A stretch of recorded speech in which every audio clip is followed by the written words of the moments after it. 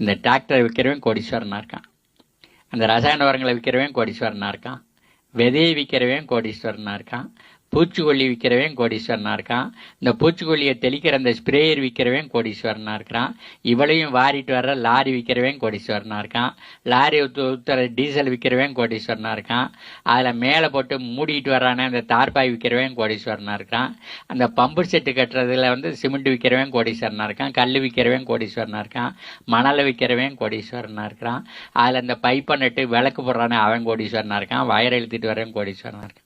இந்த விவசாயி மட்டும் என்ன பண்ணுறாருன்னா வாங்கின கடன் தவணை பாக்கி இருந்துக்கிட்டே இருக்கு.